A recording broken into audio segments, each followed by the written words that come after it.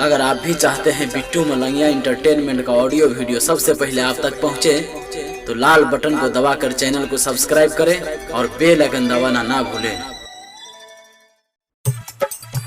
चोली रंगवई पियर की फराक वाली के, फराक वाली के।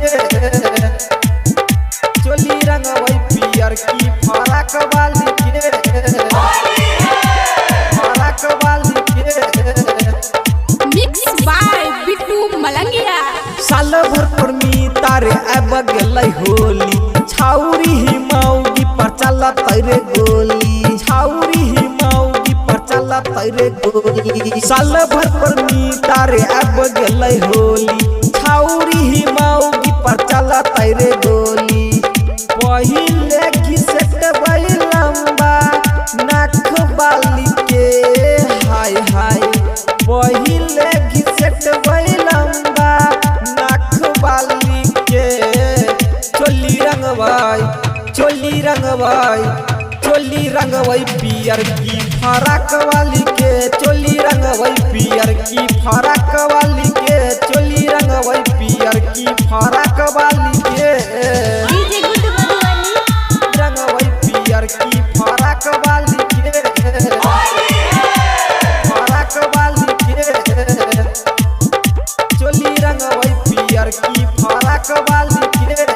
अखन अहाँ सब सुन रहल छी मलंगिया रिकॉर्डिंग स्टूडियो के शानदार प्रस्तुति। नीचा ऊपर में खूह में डालबई रंग रे, करतै रंगदारी तो कर लहंगा चोली फारबै, लहंगा चोली फारबै। नीचा ऊपर में खूह में रंग हम डालबै, करतै रंगदारी तो कर लहंगा चोली फारबै।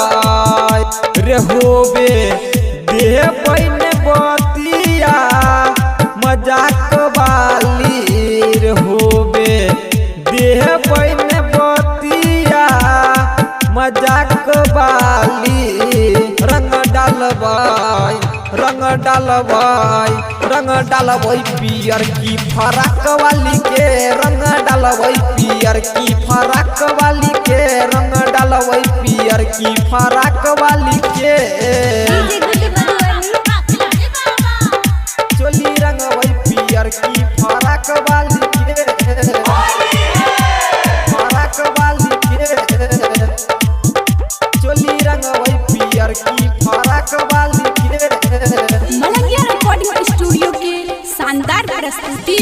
कोनो छौरी के न छोड़बै, गोरे गोरे गाल रे।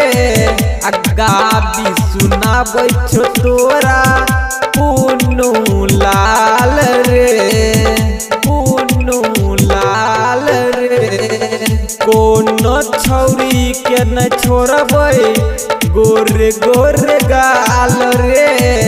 अग्गा भी सुनाबै छो तोरा पुन्नू लाल रे।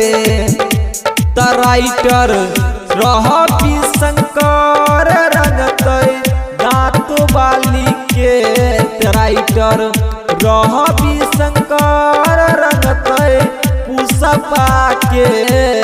तो चोली रंगबै, तो चोली रंगबै, तो चोली रंगबै पियर की फराक वाली के। चोली रंगबै पियर की फराक वाली के। चोली रंगबै पियर की फराक वाली के। साल भर पर मी तारे अब गलै होली, छाउरी ही मौगी पर चला तैरे गोली। पहिले घिसट बई लंबा नाक बाली के, हाय हाय।